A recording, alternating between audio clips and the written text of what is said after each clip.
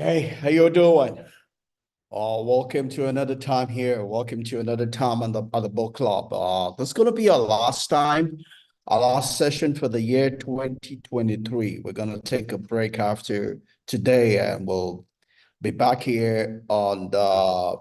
We'll be back here. Um, we'll be back here on the 7th of January. The first. I'll be this. I believe that's gonna be the. Yeah, I'll be the.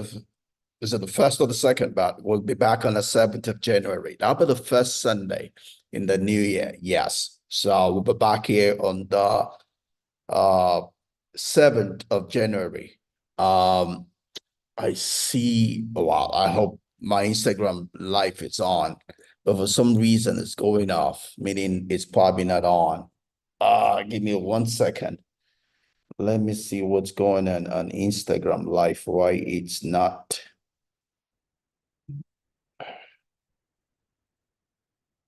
All right.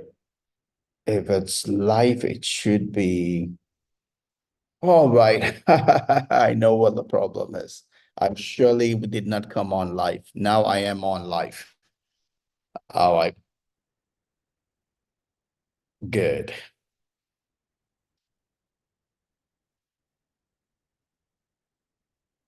Just checking the connections here on Instagram live. I almost missed that.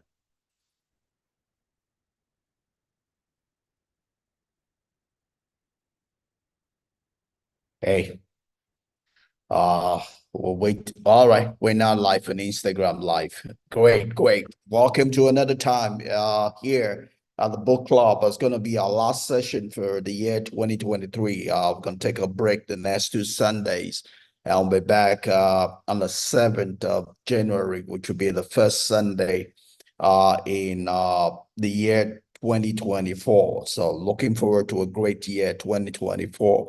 It's been a great year, 2023. Next year is going to be a greater year. Thanks for all of you that come along in the year 2023. Hope you enjoyed it. Hope you learned something. We're just going to keep getting better, So I'm looking forward to 2024. Uh, since July, beginning of July, we've been reading through our sixth book in the series, The Good Life. It's a book that was released January of this year also, and it's a compilation of a study on what makes for a good life, which was done by Harvard School on Adult Development. So they looked at adult developmental period and asked the question, what makes for a good life, right? What makes for the longevity and what makes for the width? What makes for the longevity and the width? So they've pretty much done a real life study for more than 85 years now, and they've come up with some conclusions, and that's what it's here in the book. The conclusion in the book pretty much is the fact that it is relationship, right? To have a good life, longevity with it's about the relationships we have in our lives, the number of vital relationships that we have, and the quality of those relationships. So as much as that is a conclusion, we've been helping ourselves to walk through the relationships in our life. We've been helping ourselves to help to hold the engine for relationships in our life. So we've talked about social fitness, which is our ability or our propensity to form new relationships and to maintain existing ones. We've talked about social universe, different people you get to relate to it. We've talked about social integration, you pretty much getting into the fabric of your social universe. Uh, Here, last week we closed on talking about giving attention to the relationships in our life, and last week we talked about mindfulness, consciousness, awareness. You can't have relationship, ones that make sense, ones that will be a blessing to you, ones that will increase you, ones that will make it come alive. if you are not mindful, if you're not aware, if you're not conscious, if you're not active, if you're passive with life, you only have seeming associates, not friends, right? To have vital relationships that will sustain you through life, you need to actively engage life, actively engage the people in your life. It's not going to happen by chance. It's going to happen because you decided to, right? You decided to go into those relationships and be a blessing in those relationships. Because for them to be a blessing to you, you have to be a blessing in them also. Life works by sowing and reaping. What you sow is what you reap. You know, Today we're going to be talking about facing the music of life, because the truth about life is that the same things, the same relationships that give us life can also kill us. Because when you go into a place of relationship, your nerves are open, right? When you relate to people, they get to know you. They can either use that's what they know, to bless you or to hurt you, right? And we cannot avoid the fact that life comes with its pain, life comes with its issues, right? And it's not for us to run away from it, because when we run away from it, we'll not get the beauty of life. It's for us to face it, because the same place where beauty comes from is where ugliness comes from. The same place where pleasure comes from is where pain comes from. We cannot for the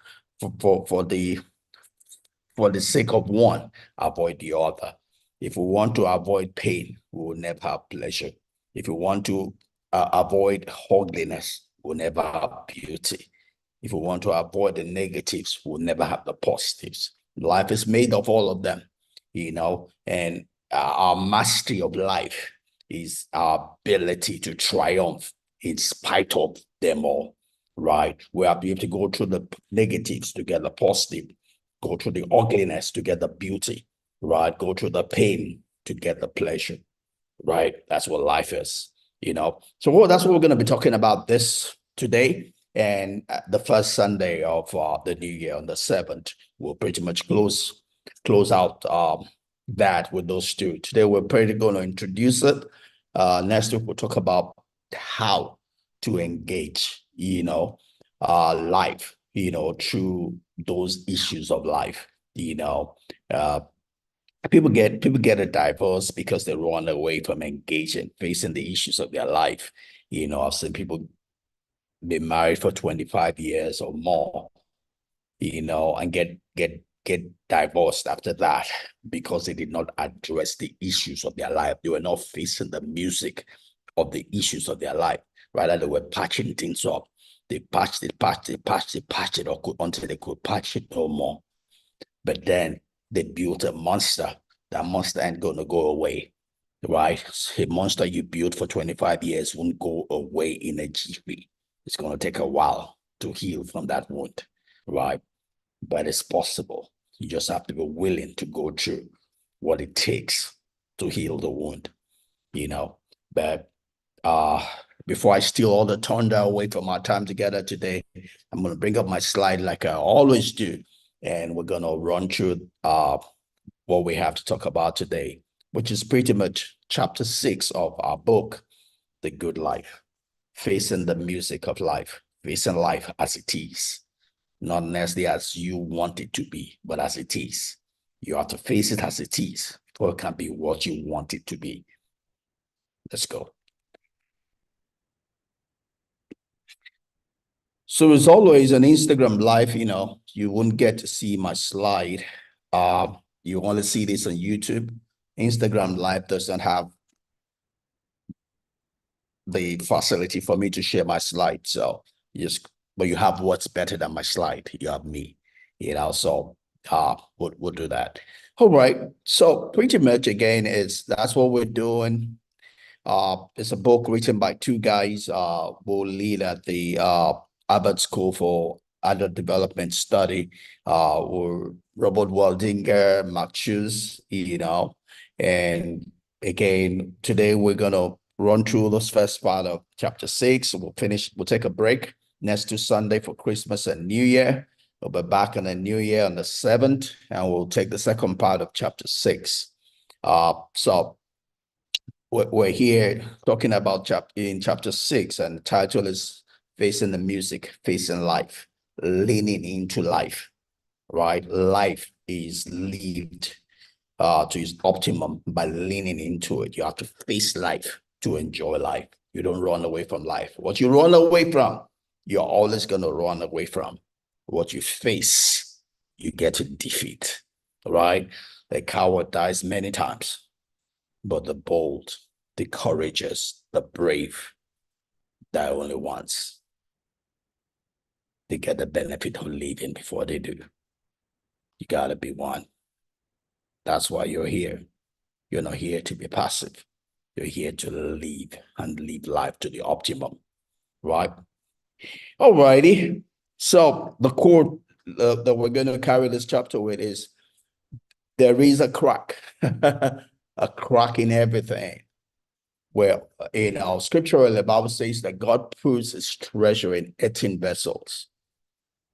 Scripture doesn't have this, but the truth about those 18 vessels is that they are broken vessels with patches. They're not just 18 vessels without any breaks. They're broken vessels. We all get nobody has a smooth in life. Anybody that has a smooth in life is dead, not alive. The way life is, you're going to have rough edges in life. That's the only way to climb up the mountain. If the side of the mountain that is smooth, you can't climb up that mountain. You can't live a life that is smooth all the way, because if you do, there'll be parts of your life that you're not using. And there's something called the law of the law of use, right? What you don't use, you lose, right? What you don't use, you lose, right? So life engages us, so we can use the different faculties of our life so that they can be exercised and get better.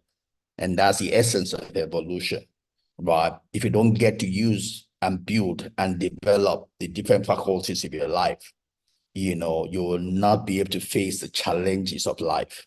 You will die before your time, right?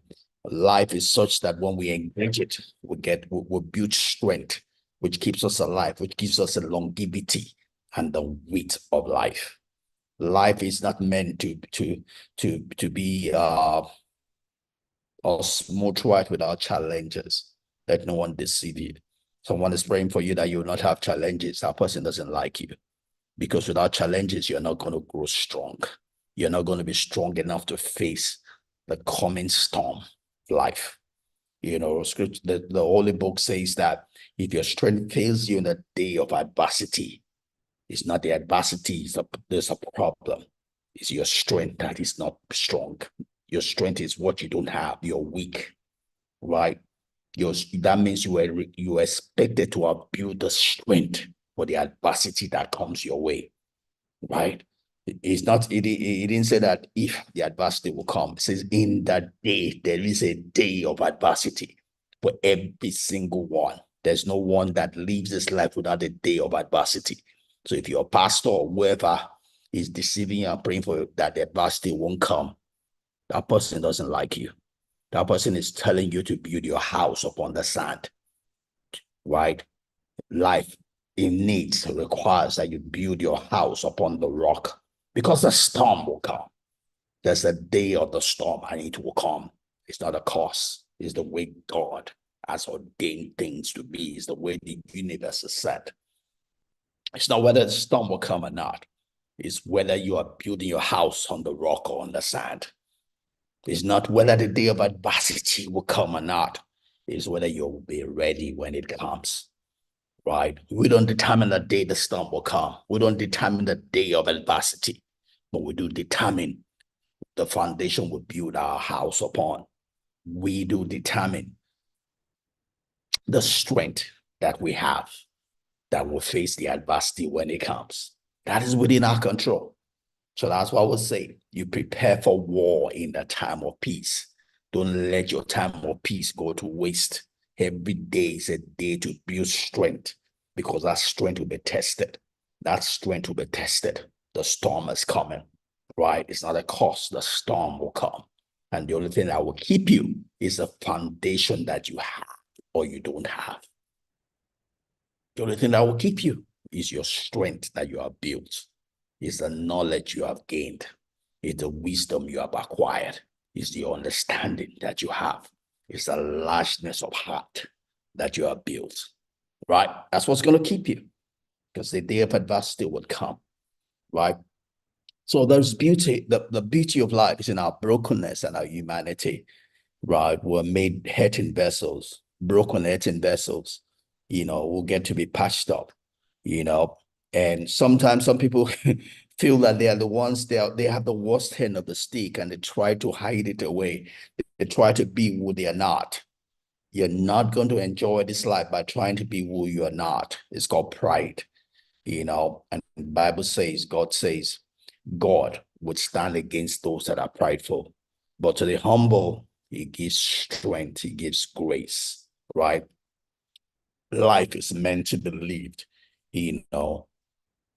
authentically, with authenticity and vulnerability.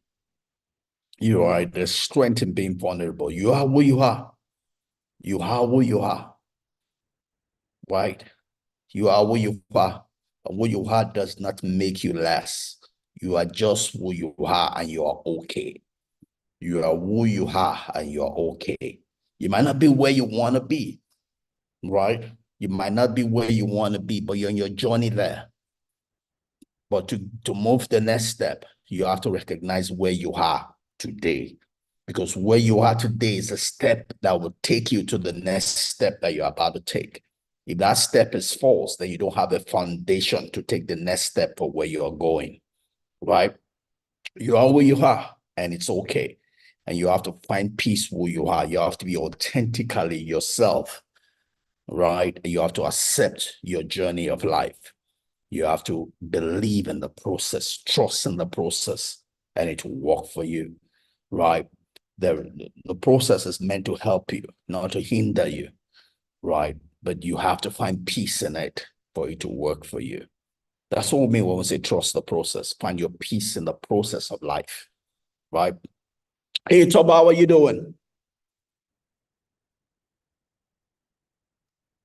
Hello, Toba. All right, it's probably still finding his voice. You're welcome. Good to have you here. So relationships are key to not only navigating difficulties of life, but big and small, but in flourishing in the face of them, you know. So relationships help us, to navigate, through the different issues of our life, but relations themselves, we need to, will also try us, test us, because and by that build strength in our life, right? The way we find our peace with the different relationships in our life helps to build strength in us, make us who God has designed us to be, and also prepares the relationship to help us in the issues of our life, right? All right. So there are two pillars of happiness. One is love, right? Yeah, when you have love, it helps you relate, how we deal with the challenges, you know, often defines the course of our life, how we deal with challenges of life, it determines whether our life gets better, doesn't get better, whether we're moving forward or we're moving backwards, you know. Recently for me, 2016 was kind of pivotal, as I changed location, work location, and uh though I faced challenges, and looking back, I probably did not respond as well as I should, and I got the result of my reacting, you know. Uh, I had not built the strength that I was expected to have built, at that point in time. It wasn't a circumstance that I created, but it was just life. Life happened, right? Just like we said earlier on, the storms of life will come. Uh, the idea of adversity would come, what you get out of that, whether it's going to be a promotion or a demotion, is based on where did you build your house? Did you build your house? What foundation do you have? What strength do you have? Sad to say, I'm going to say that coming from the challenges from 2016, it was a demotion for me. I wasn't ready. I didn't have the right foundation, even though I'm supposed to be matured, right? If I'm going to be sincere with you, I failed that test. So everything I'm doing right now, is to make corrections to all of that. The sum total of all of that was I failed, right? I didn't respond the way I should have to that challenge of life that came from that period, you know. So I'm telling you my life, I'm telling you what my pain of life. I didn't do well then, but everything I'm doing today is to correct that. I'm building my foundation, what I didn't have. Not that I didn't have foundation, it wasn't just the right foundation for the storm that came, right? Not as if I didn't have strength. I had strength, but it wasn't the strength for the day of adversity that came, right? So I'm learning from my mistake, and I'm being authentic, I'm being vulnerable.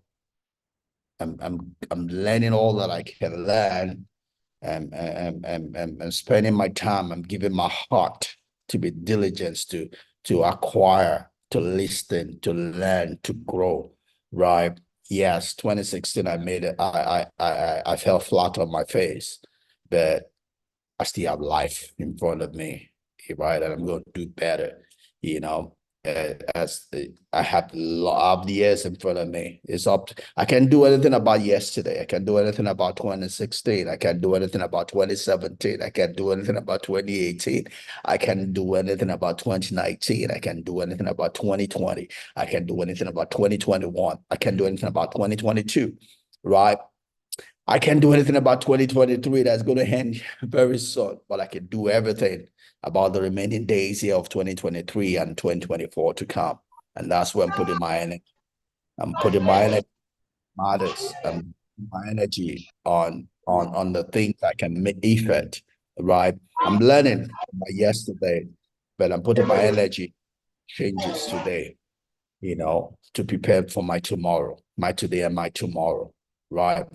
So we do face the music. So, it's that the music is going to play life. What we get out of life is whether we face the music or not, how we face the music, whether we will bury our head in the sand and run away from it, but either way, you're going to face life one way or the other, either passively or actively.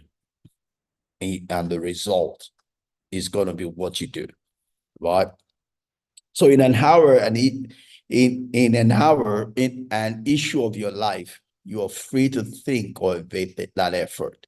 When life faces you, it's up to you to react, respond, or seemingly be passive. If you're passive, it's as good as reacting. The only way to win is to respond to life, right?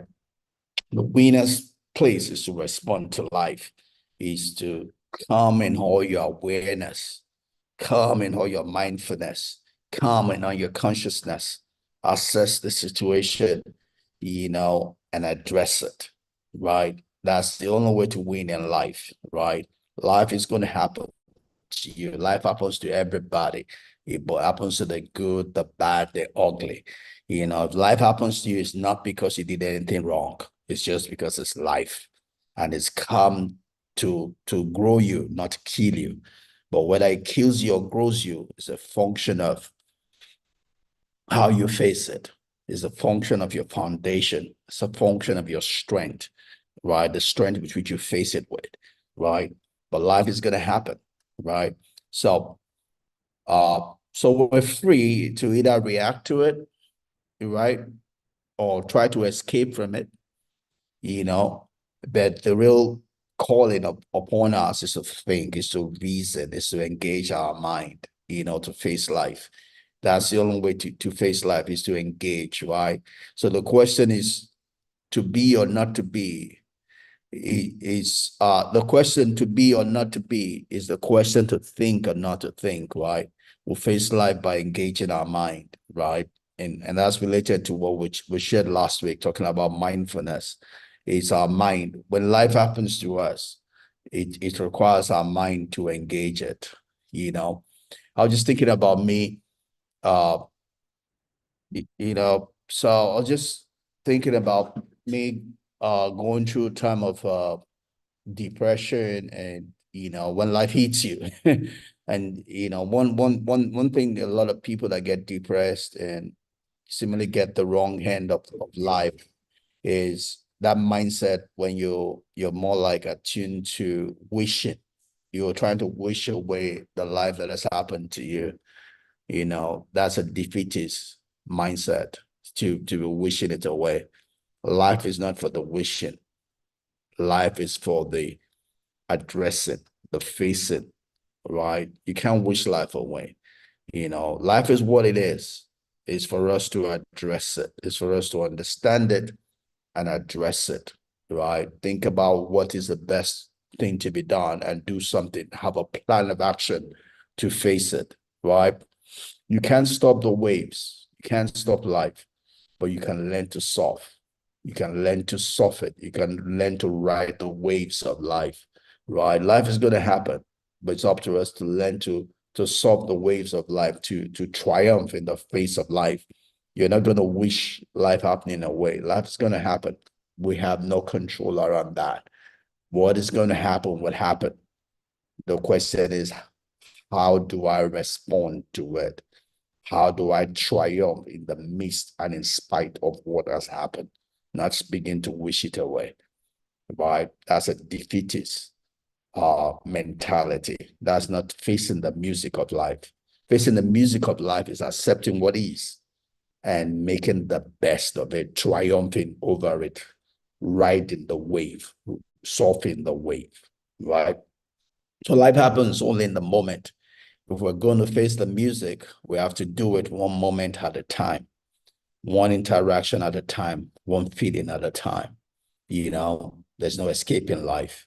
Life is what it is. And you have to be present in the moment to face it, face the feeling, face the challenge, face what is, right? There's no wishing it away. You're not going to gain anything by regretting. You're not going to get anything by anxiety. You're going to have to address every moment of life and win, right? So many difficulties in relationships stem from old habits, right? And we all carry baggage. We talked earlier on, starting talking about the fact that we're broken vessels, right? We're broken vessels. We're earthen vessels that are broken, right? Uh, we're earthen vessels that are broken. Those breakages come with their own baggage also. You know, we we're bent in a particular way because of what we're been through. Someone has disappointed us and we think that everybody's like that. There's women that think all men are these, or men that think all women are these, but that's not true. That's not true. We need to be able to be present in each moment and not stereotype. We need to accept every moment for what it is and live in that moment to address it. If you live a stereotyped life to say, all this or that, I will always do this, or I always do that, you will miss out from life. You will not be able to face the music of life because you'll reach circumstances where everything is different and your preconceived way of doing things will not work, and you are going to fall flat on your face, right? Life is about building yourself. You got to build yourself to be able to face whatever it is that life presents you with, right? So it's understanding life itself, uh, gaining knowledge of life itself. For Christians, we learn about God. We learn about who he is, what he wants, and how to please him. It's not about a dogma. It's about understanding him. You know, the Holy Book would say that the letter killeth. The letter killeth. The preconceived dogma killeth.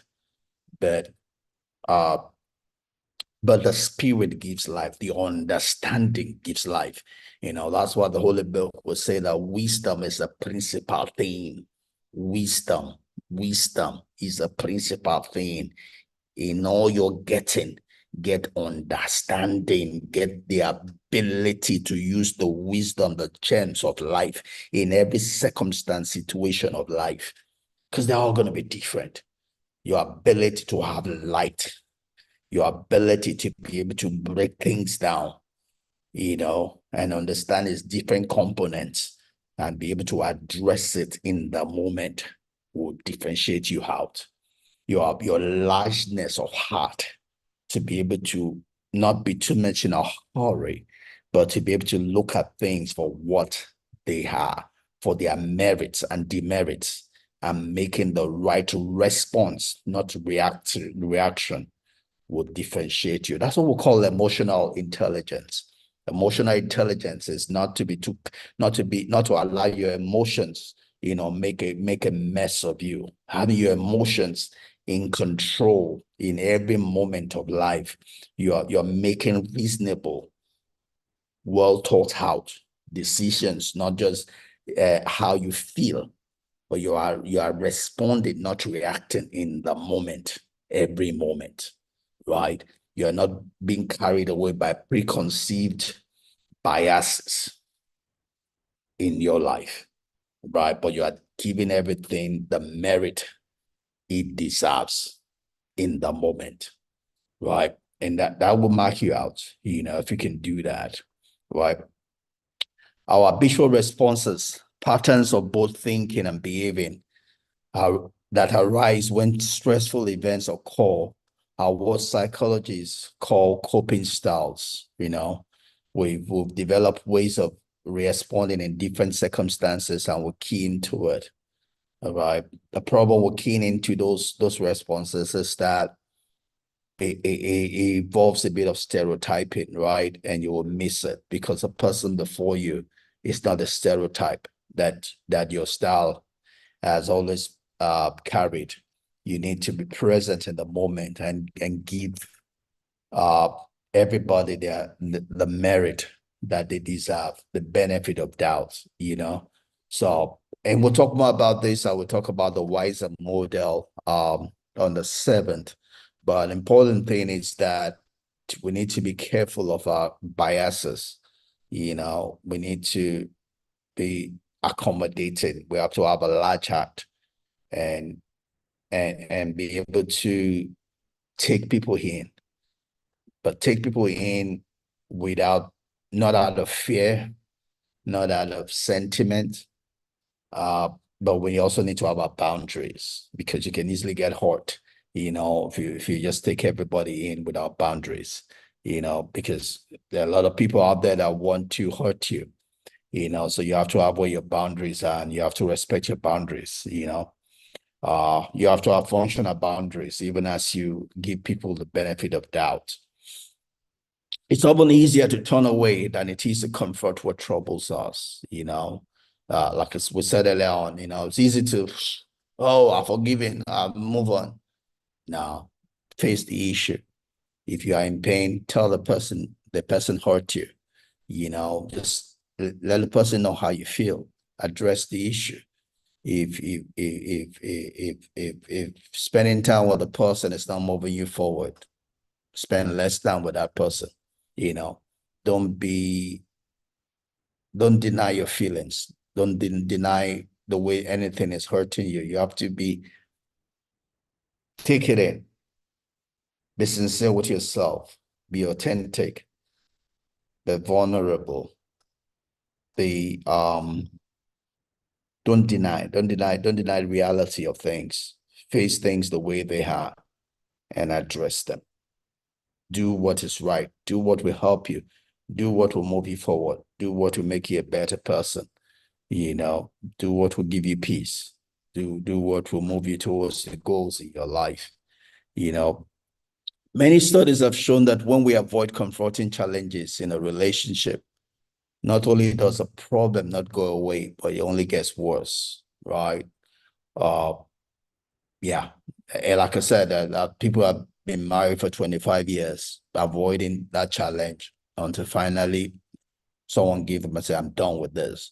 But you're done with something you have built for 25 years. It's not going to easily go away.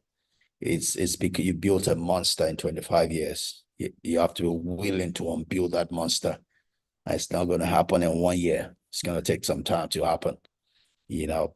So if there are challenges in your life, is to face them. Face them. You don't face them headlong. You have to be wise in facing them also. You have to look for the right environment, uh, the right timing, but face them you must, right? But and we'll talk more about facing them on the 7th as we talk about the wiser model. You have to look at the different facets of the issue and make sure you understand the stakes and the issue before you jump into trying to address it. Again, it's Stephen Covey's third habit of highly effective people: seek to understand, you know, seek to understand before you seek for people to understand you. Seek to understand before you seek to be understood. That is critical. That would help you. So one lesson from research is that there are advantages to being flexible in life. The advantages to being present in the moment. If you're not flexible, you're not present in the moment. You've already built one model and you are trying to use that model in every circumstance. You're not going to go far in life.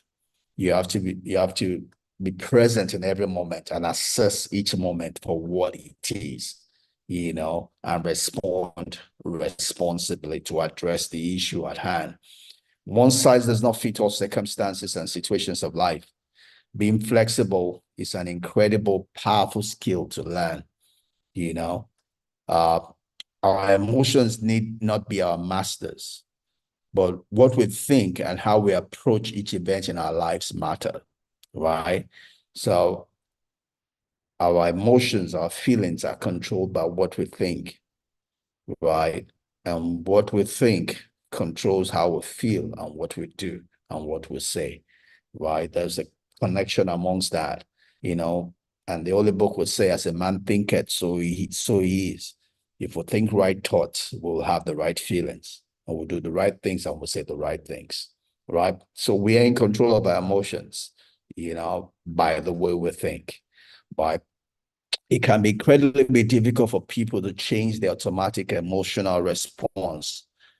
And it is in the question of willpower intelligence, right? Whatever it's you stored in your subconsciousness, that's the way you normally react to things. You have to, it's not going to happen in one day to change that, but it is possible to change. You just have to begin to talk to yourself. It's the way you have interpreted things. It's your belief system. It's a story you have told yourself. If you don't like the way you respond, then you need to begin to talk to yourself. You need to begin to change the way you interpret circumstances. You need to learn from every event to become better. Where you've misjudged, look for the reasons why you made the wrong judgment, and reframe it. Reframe the circumstance. Reframe what happened. Tell yourself, what would I have done differently that would have given a different result, and assimilate that, that would help you when you have to go through similar thing next time, right? So we'll develop our coping styles early in life. There are habits, there are stories we've stored into our subconscious mind. So often from lessons impacted by families, culture, events of life. And a lot of us never even manage to recognize our coping strategies. Without that recognition, regulation proves impossible. So we have to get to know ourselves. That's what it is pretty much saying. We have developed some habits. We have developed some biases in life. Until you know those habits, those biases, those sentiments, you will not understand your automatic response. In short, you have to get to know yourself for you to become a better person, You have to know what are your biases, what are your bendings that you need to correct, so you can do better, you can live better, right? And as we try to close this, our emotions are much more affected by our thinking than we realize. As we think, it affects our emotions. Men are disturbed not by events, but by the views they take of them, right? So says Epictetus. We will look at the whole, not just the part. Know that we too are systems of interdependence, of feelings, of perceptions, thoughts, and consciousness, and all interconnected. So says the Buddha. And it is not what we look at that changes our life. It is what we see. So what we see is determined by what we think, what we're looking for. We find what we're looking for, so we can change that by working on the way we think, our mind, and that can make a lot of difference for us. In the book, Robert Waldinger and Marc Schulz, they propose a model called the wiser model of responding, which says how you first of all watch, interpret, you select, you engage, and you reflect. And we'll look at that when we come back on the 7th of January. That's a rush as to what we have